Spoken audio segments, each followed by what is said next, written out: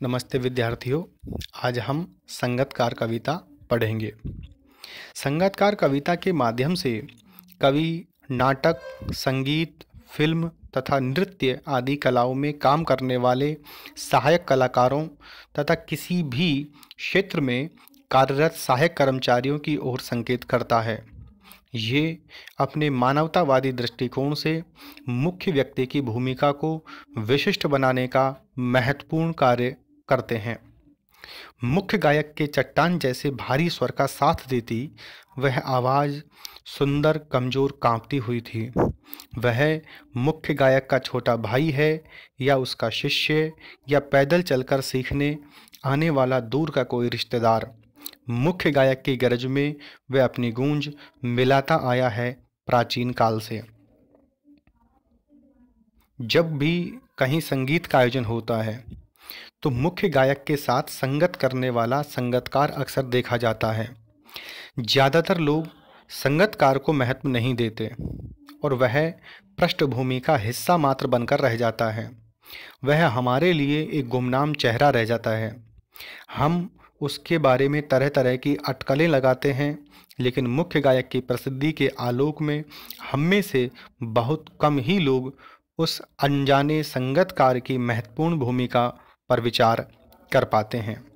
जब मुख्य गायक अपने चट्टान जैसे भारी स्वर में गीत गाता है, तब संगतकार उसको सहारा देकर संभाले रखता है। संगतकार की आवाज़ मुख्य गायक की अपेक्षा कमज़ोर एवं कांपती हुई लेकिन सुंदर होती है। यह संगतकार का छोटा भाई, उसका शिष्य या संगीत सीखने का इच्छुक व्यक्ति, पैदल चल कर के आया हुआ उसका दूर का कोई रिश्तेदार हो सकता है। अर्थात कवि मुख्य गायक के साथ गायन करने वाले या वाद्य यंत्र बजाने वाले कलाकार की विशेषताओं की ओर ध्यान दिलाते हुए कहते हैं कि मुख्य गायक की चट्टान जैसी भारी भरकम आवाज़ को आनुपातिक लय प्रदान करने हेतु उसे बोझिलता से बचाने के लिए या उसके भारीपन को कम करने के लिए एक सुंदर, कमज़ोर तथा कांपती, थरथराती आवाज़ साथ में सुनाई देती है।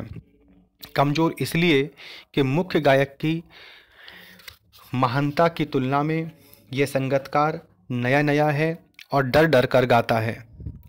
यह या तो मुख्य गायक का कोई छोटा भाई है या उसका शिष्य या दूर दराज से के गांव से पैदल चलकर संगीत की शिक्षा में पारंगत होने अर्थात अनुभवी गायकों से सीखने की लालसा से आया हुआ है। प्राचीन काल से ऐसा ही कोई संगतकार मुख्य गायक की ऊंची गंभीर आवाज़ से अपने सुर मिलाता आ रहा है। गायक जब अंतरिक्ष की जटिल तानों के जंगल में खो चुका होता है या अपने ही सरगम को लांघ कर चला जाता है भटकता हुआ एक अनहद में, तब संगतकार ही स्थायी को संभाले रहता है, जैसे समेटता हो मुख्य गायक का पीछे छूटा हुआ सामान, जैसे उसे याद दिलाता हो उसका बचपन जब वह नौसिखिया था। यह संगतकार प्राचीन काल से अपनी भूमिका को पूरी ईमानदारी एवं निष्ठा के साथ निभाता आया है। जब गायक अंतरे के जटिल तानों के अंदर या उसके आलापों में खो जाता है तथा सुर से कहीं भटक कर अनहद में चला जाता है, तो ऐसे समय में संगतकार ही स्थायी स्वर को संभाले रहता है। उसकी भूमिका इस तरह की होती है जैसे आगे चलने वाले पथिक या राहगीर का छूटा हुआ सामान बटोरकर या समेटकर अपने साथ लाता हो।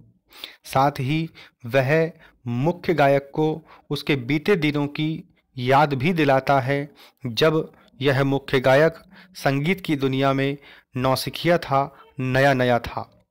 कहने का अभिप्राय यह है कि जब कभी गायक अपने गीत के चरण के अंदर गाते हुए लंबी लंबी तानों के जंगल में उलझ जाता है या फिर सरगम के 7 स्वरों को लांघ करके गीत के या सरगम के पार अनहद में डूब जाता है, तब संगतकार ही गीत के उस चरण से उसे वापस लाता है। संगतकार पीछे छूटे सामान को समेटने वाले की भांति गीत के स्थायी रूप को संभाले रहने वाले का एक दायित्व निभाता है। तार सप्तक में जब बैठने लगता है उसका गला, प्रेरणा साथ छोड़ती हुई, उत्साह अस्त होता हुआ, आवाज से राख जैसा कुछ गिरता हुआ, तभी मुख्य गायक को ढाढ़स बंधाता कहीं से चला आता है संगतकार का स्वर। कभी कभी वह यूं ही दे देता है उसका साथ, ये बताने के लिए कि वह अकेला नहीं है और यह कि फिर से गाया जा सकता है गाया जा चुका राग।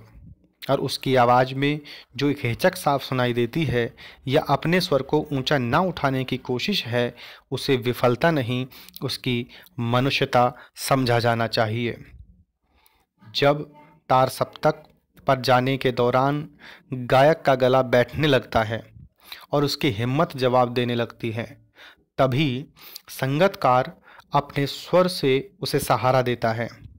कभी कभी संगतकार इसलिए भी गाता है ताकि मुख्य गायक को यह ना लगे कि वो अकेला ही गा रहा है। कभी कभी वह इसलिए भी गाता है ताकि मुख्य गायक किसी राग को दोबारा गा सके। इन सारी प्रक्रियाओं के दौरान संगतकार की आवाज़ हमेशा दबी हुई होती है। ज़्यादातर लोग इसे उसकी कमजोरी मान लेते हैं, लेकिन ऐसा नहीं है।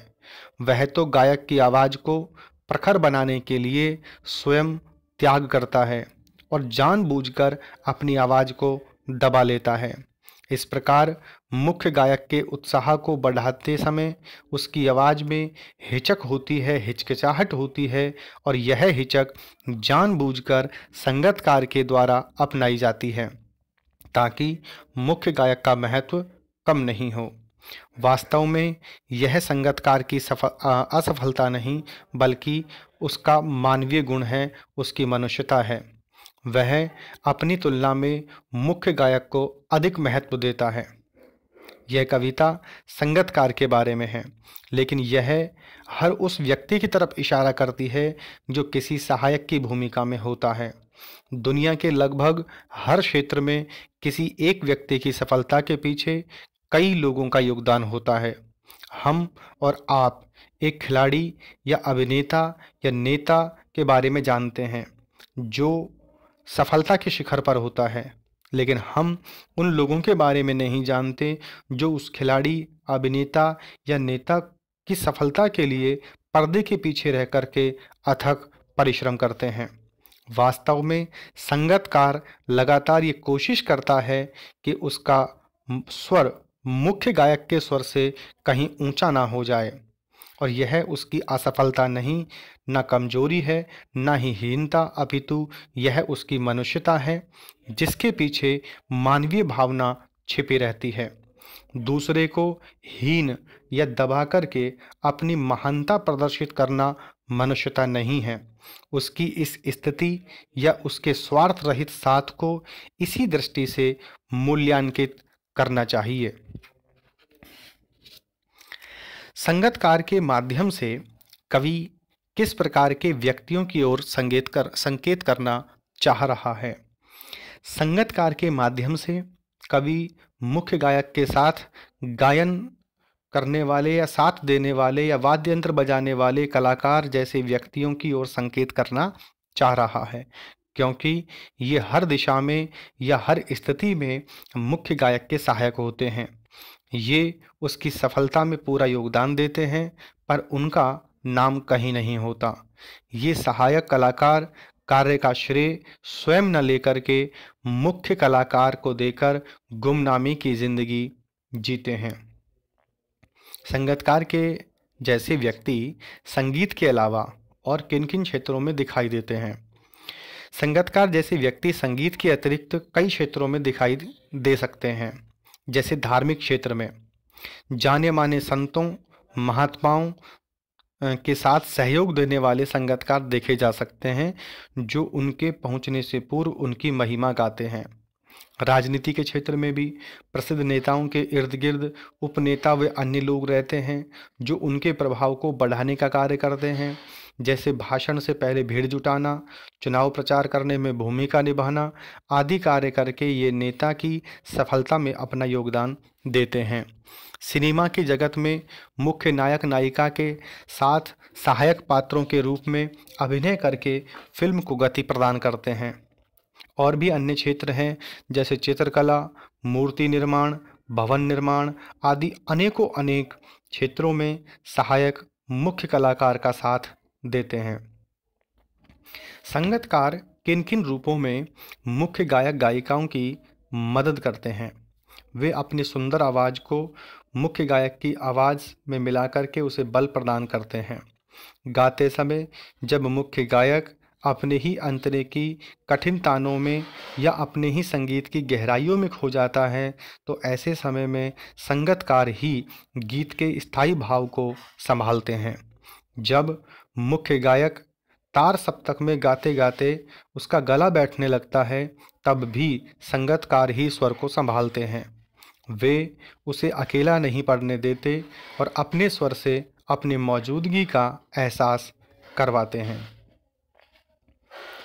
भाव स्पष्ट कीजिए और उसकी आवाज़ में जो एक हिचक साफ सुनाई देती है या अपने स्वर को ऊंचा न उठाने की कोशिश है, उसे विफलता नहीं, उसकी मनुष्यता समझा जाना चाहिए।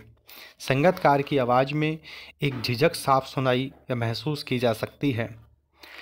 वह लगातार ये कोशिश करता है कि उसका स्वर मुख्य गायक के स्वर से कहीं ऊंचा ना हो जाए, परंतु यह उसकी असफलता नहीं, ना ही कमजोरी और ना ही हीनता, अपितु यह तो उसकी मनुष्यता है, जिसके पीछे यही भावना छिपी रहती है कि दूसरे को हीन दिखाकर या दबाकर अपनी महानता प्रदर्शित करना मनुष्यता नहीं है। उसकी स्थिति या उसके स्वार्थहीन साथ का इसी दृष्टि से मूल्यांकन करना चाहिए। मुख्य गायक का प्रभाव बढ़ाने के लिए ही वह ऐसा करता है, जिससे उसके मानवतावादी विचारों का बोध होता है। किसी भी क्षेत्र में प्रसिद्धि प्राप्त करने वाले लोगों को अनेक लोग तरह तरह से योगदान देते हैं। इस कथन पर विचार करना है। मनुष्य एक सामाजिक प्राणी है। वो कितना ही गुणी, प्रतिभाशाली या बुद्धिमान हो, फिर भी वो अकेला सफल नहीं हो सकता। अपने साथियों की मदद से ही उसे सफलता मिलती है। उदाहरण के लिए सफल गायक सोनू निगम तभी सफल हो सके जब उन्हें गीतकार, वाद्य यंत्रों को बजाने वाले वादक, संगीत निर्देशक का सहयोग मिला। मधुर संगीत देकर वे उनका मार्गदर्शन करते हैं। कोई भी गीत गाने वाला तभी सफल होता है जब गीत के बोल और संगीत कर्णप्रिय हों। कभी कभी तार सप्तक की ऊंचाई पर पहुंचकर मुख्य गायक का स्वर बिखरता नजर आता है। उस समय संगीतकार उसे बिखरने से बचा लेता है। इस कथन के आलोक में संगीतकार की विशेष भूमिका स्पष्ट कीजिए। तार सप्तक की ऊंचाइयों पर पहुंचकर जब मुख्य गायक का स्वर बिखरता नजर आता है, तब संगीतकार अपने स्वर से उसे बिखरते स्वर को सहारा देकर उसे ढाढ़स बांधाता है कि वो अकेला नहीं है। वह स्वयं भी अनेक बार राग गाकर तार सप्तक की इन ऊंचाइयों को छू चुका है। अब वह फिर से ऐसा कर सकता है। ये सहारा देकर वह उसके सुर में सुर मिलाकर उसे उसके डूबते हुए आत्मविश्वास को बचाता है और उसका सच्चा मित्र और सहायक सिद्ध होता है। सफलता के चरम शिखर पर पहुंचने के दौरान यदि व्यक्ति लड़खड़ाते हैं, तब उसे सहयोगी किस प्रकार संभालते हैं? किसी व्यक्ति को उनके सहयोगी पूरी सहानुभूति और प्रेम से सहारा देते हैं। वे सदा उसके साथ रहकर उसकी योग्यताओं की चर्चा करके उसके मन में उत्साह का संचार करते हैं, उसे निरंतर आगे बढ़ाने की प्रेरणा देते हैं। वे उसके आत्मविश्वास को टूटने नहीं देते, उसके मनोबल को ऊंचा उठाने के लिए सभी प्रकार के प्रयास करते हैं, अपनी ओर से हर प्रकार की सहायता प्रदान करते हैं और ऐसा करके वो ये जता देते हैं कि वो अकेला नहीं है।